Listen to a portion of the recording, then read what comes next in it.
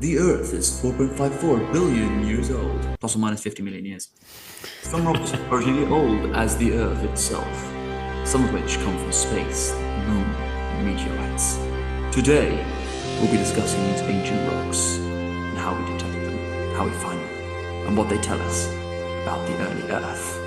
Welcome to the core of everything.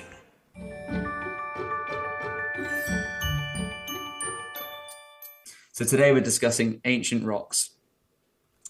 And the issues with studying ancient rocks comes first into play that they're ancient. By that is mean that they've had so much time, they've had billions of years to have been messed up by the atmosphere, by tectonic events, by mountain building processes, by being metamorphosed, so changed by heats and temperature. So the earliest parts of the crust are really hard to find due to Earth's dynamic nature. Another example of this is cratons, which are basically in the center of our continents. And we also have oceanic crust, which is obviously under the oceans. Now, oceanic crust is like a conveyor belt where we have it rising in the middle of the oceans. It forms there in this like mid ocean ridge, forms new rocks, and then slowly it starts being pushed further out apart from each other, symmetrically either side. So these rocks are getting pushed out and also being dragged based on the edges where these subduction zones take place. And at the edge of the oceans, they sink beneath continental crust where they melt, which produces new magma, which comes back out through the middle of the ocean as well, forms new rocks, and this cycle happens on repeat like a conveyor belt. So I don't know how old some of the oldest oceanic crust is, but it's nowhere near old enough to be used to date the early Earth. So the only option that we have are using continental. Just to say on these cratons, there's kind of a couple of different types or ways that we can kind of describe them. So you have what's called a shield. So in our last episode, you might remember I talked about the Canadian shield in terms of a gold rush. So the shield is the basement rocks. So very old rocks, typically crystalline rocks that outcrop. So that's your shield. And then sometimes your shield might be overlain by sediments, and then that would be called a platform. So these both can make up or are types of cratons. And there's cratons all over the world actually as well. So basically the whole of India is a craton. There's one in northeast Europe, up kind of like by Finland. The Amazon is a craton. A lot of the southern part of Africa is a craton. North America, Canada is a craton. And also kind of southwest Australia. So there's quite a few of these around. And because we have various of these what's called spreading ridges where we're forming this oceanic crust. Well, very quickly on that is that because these cratons aren't close to plate boundaries, it means they're not getting metamorphosed or deformed by plate tectonics. So that's why they're our best examples for areas where you can find ancient rocks that we can then date and see how they correlate with early Earth. And the way in which we date these rocks, we can use something called radiometric dating, which is using isotopes. So these are species of the same chemical element. So they have the same atomic number, which is the number of protons in the nuclei of an atom, but they have a different atomic mass due to the slight variations in the number of neutrons. I guess the idea of this is that, something like snails, they're all under the, what's it called, taxonomic tree of phylum of mollusks or mollusca, right? But they're all different species under that phylum. So essentially we have all these different species of isotopes, but all under the same chemical element. So these isotopes can be unstable and can decay to different isotopes. So you have an original parent isotope that decays to a more stable daughter isotope. So in this scenario, we have something like uranium, which decays to lead, potassium to argon, argon to argon. We have carbon dating. And we use something called a half-life, which is the time it takes for half the amount of a parent isotope to decay to a daughter isotope. And this gets us to understand the rate of decay from a parent to daughter isotope. So when rocks first form, they'll have 100% of the parent, and over X number of years, they'll have more and more daughter isotopes as we go along. And so the ratio of parent to daughter isotopes at a given time gives us the age. And there are some isotopes that don't decay that when you're doing these calculations, you would also use those to kind of give you an idea of how much of something you started with and kind of use it as a reference point. Right, a benchmark, yeah. Yeah. And so understanding radiometric dating has allowed us to date some of the oldest rocks that formed close to the formation of Earth. And doing this, which are well, before we move on, just to say, doing this kind of stuff is not easy because typically there's not a lot of this material, and your isotopes behave very similarly. And trying to get hold of these elements that you want to look at, like lead or uranium, can be very difficult in terms of the chemistry you have to do to extract them from the rocks. Typically, you need to dissolve your rocks using hydrofluoric acid, which is very, very powerful. It can eat through bone, so it's pretty tough stuff. And even with because you're looking in such small amounts, things like lead, there's a lot of lead contamination around. So I've heard before that even if you just waft your hand over a container, then that will contaminate it with lead. Really? Yeah, so it's. Why do you have so much lead?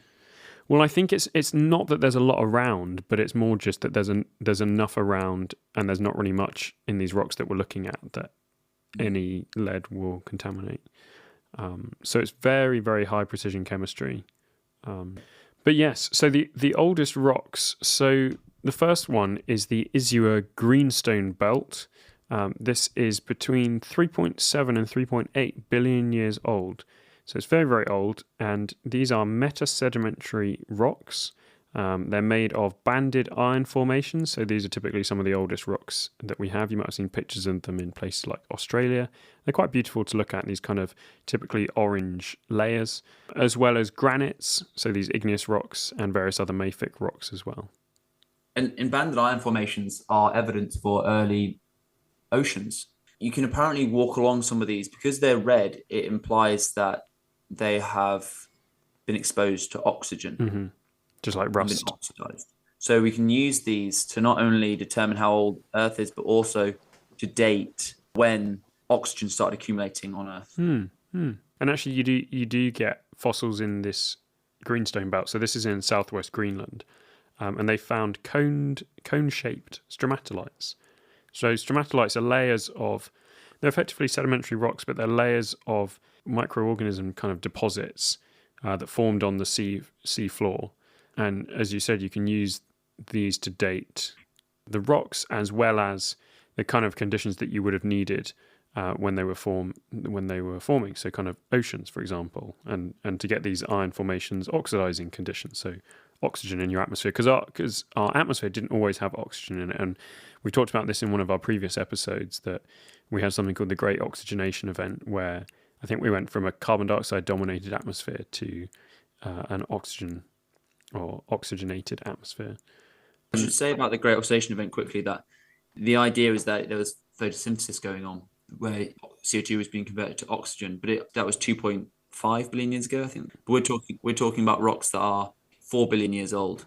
So the point is that photosynthesis was going on for a long, long time before the Great Oxidation Event, but it was only happening in minor amounts. And as these microorganisms started to accumulate and started to photosynthesize, there was a tipping point at which the rate of oxidation was drastically started to increase.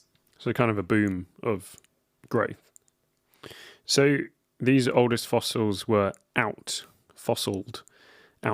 in by discovery in 2017, and this was within the, excuse my pronunciation, the Nouveau-Gituk Greenstone Belt.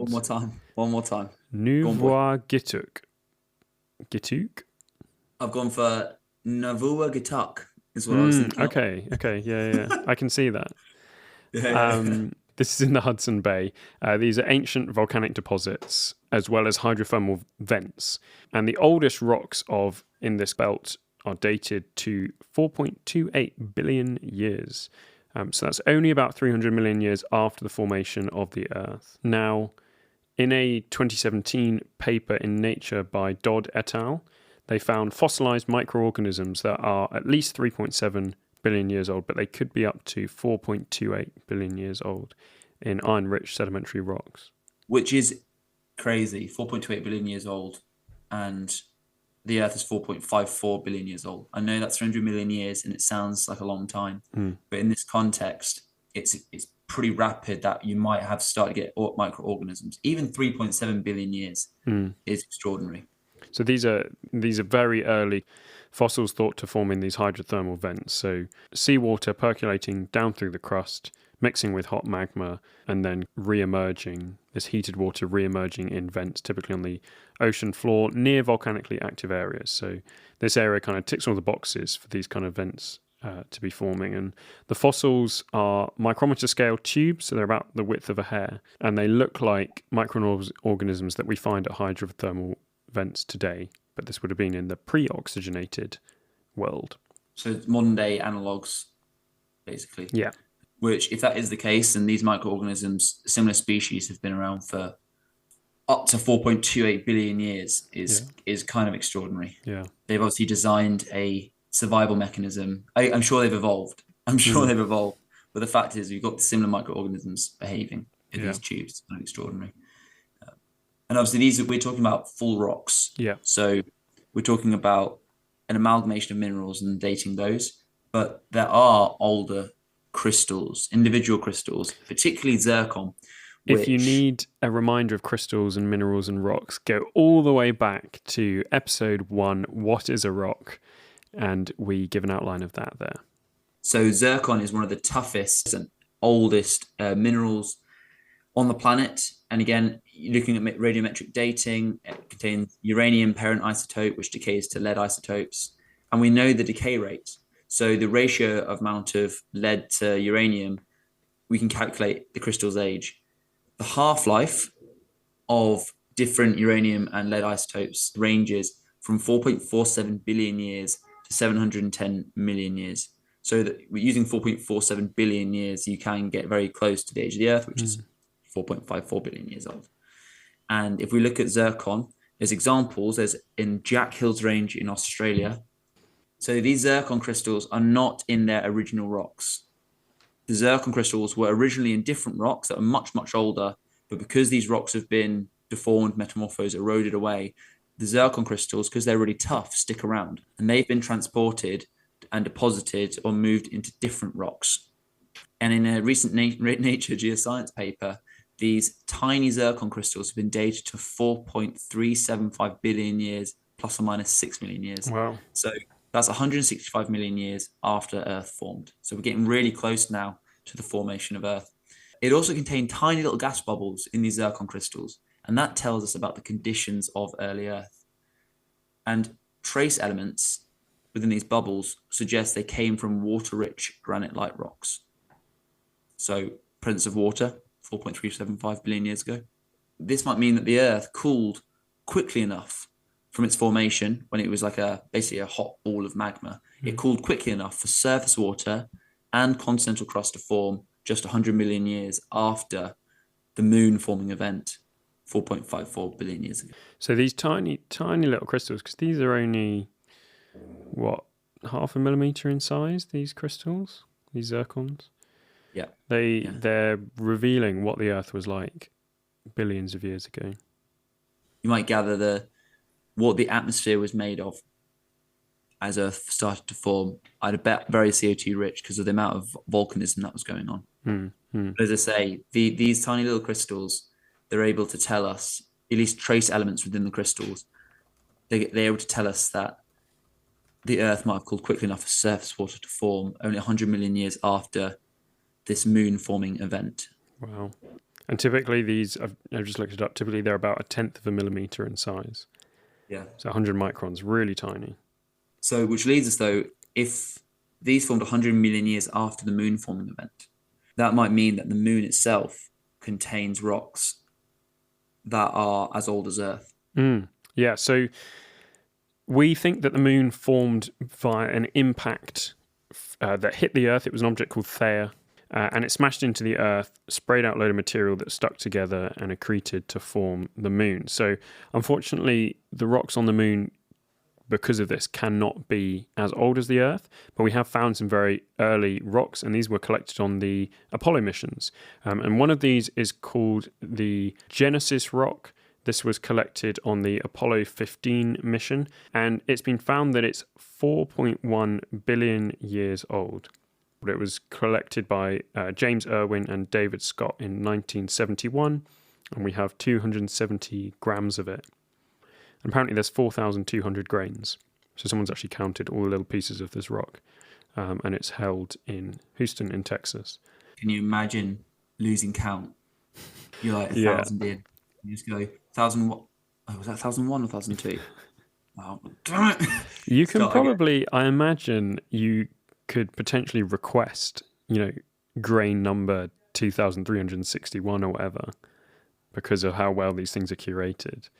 But anyway, so this rock, it's 4.1 billion years old, and it's a type of rock called anorthosite, which contains a mineral called plagioclase feldspar, a particular one called anorthite, which is very rich in calcium, which I always say when I'm doing outreach, like planetary science outreach with kids, I always say anorthite is calcium rich. Do you know what else is calcium rich? Cheese. So maybe that's why Wallace and Gromit went on their lunar voyage. I see. Yeah. There we go. It all starts coming together, doesn't it? That's a really good, maybe, I wonder if the writers knew that. So there's also a slightly older rock, lunar sample 67215. This was collected on Apollo 16, and this is thought to be 4.46 billion years old. Now, actually, only quite recently in Nature Comms, there was a paper published about a meteorite called Shek 002, which slightly surpasses the age of this rock, and that's 4.566 billion years old. Hang on a second. No. Well, it could be. That's older than the Earth. Yeah, because it's a meteorite. So these lunar rocks are the oldest Earth-related rocks. But then our meteorites might be a little bit older. And the good thing about meteorites, they're so old, but they don't really get affected by that many geological processes. So they get preserved quite well. I wonder if there are samples of meteorites that fell to Earth 4 billion years ago. That's then been locked into some rocks somewhere. Well, we have found like what we call fossil meteorites. So there was one found close to the KPG boundary. So these are the rocks that formed when the dinosaurs were wiped out. And then someone was like, "Oh, this is a piece of the impact of the asteroid that killed the dinosaurs." But then it was like, "Oh no, maybe it's just a coincidence." Yes, that was in Mexico, or wherever it was, in the Gulf, right? Yes, that was in mythical. Yeah. I think we might have touched on that as well before. So check out our episode on impacts and extinctions as well. That's great. What in the world? Yeah. So Marky B stepping forward on this one because I've got an ancient rock that I would like to talk about for my show and tell. Please. So you got it with you? No, I actually don't. Just tell. Just tell. Don't show it. You can show yourself by looking it up later if you want to. I grew up around Wiltshire, Oxfordshire area, and close to where I grew up, there is a stone called the Blowing Stone, and I actually even worked at a pub called the Blowing Stone, which is just around the corner from where this stone sits. So the Blowing Stone is a sarsen stone. So a sarsen stone is a sandstone that has been silicified. So it's made of lots of little quartz grains that have then all been stuck together by a kind of cement, effectively. And there's a few of these around Salisbury Plain, Marlborough Downs area, sort of Wiltshire. And basically this stone, it's got a massive hole in it. And there's lots of kind of theories about why this hole might be there. And local legend has it that in 871 AD, a battle call was sounded for the local militia to come and join King Ethelred to fight the advancing Vikings by blowing into a hole in the stone. So they thought, a bit like, like a horn that you blow into, they thought that blowing through the stone would create this sound. And this was the battle, became known as the Battle of Ashdown, and the man who made the call apparently later became King Alfred. So the stone is also known as King Alfred's bugle horn. Many people, I think, have tried to blow through the hole to remake this sound, but it's not particularly easy to do. Yeah, I guess I'm assuming there's no sound that can actually be made. Yeah, it might be kind of a spitting sound as you try and. I mean, I went to visit the stone because I thought if I'm working at the pub, I want to be informed. And so if there are people who come and be like, "What's the Blowing Stone?" I can be like, "Oh, well, I've seen it." It's quite a big hole. It's probably about the size of your fist. So I don't really know how you're meant to like blow through that. The stone itself is also quite big. It's probably like a meter in size. So fortunately, it's not going anywhere. But yeah, do check it out. It's near Kingston Lisle. A stone's blow away. What kind of rock is it? It's a sarsen, silicified sandstone. But it's quite kind of moss covered and weathered. Well, yeah, I guess if people keep blowing on it. Yeah. That's weathering and erosion in action. Fantastic. Great. Well, thanks for the episode again. Please get in touch with any episode ideas you want us to have. Again, should remind everyone that we are on Instagram, CoPod, COE Pod. Released a new reel the other day about and using a 24-hour clock to establish how long humans have been on Earth. Spoiler, it's not long. Thank you so much for listening. Bye.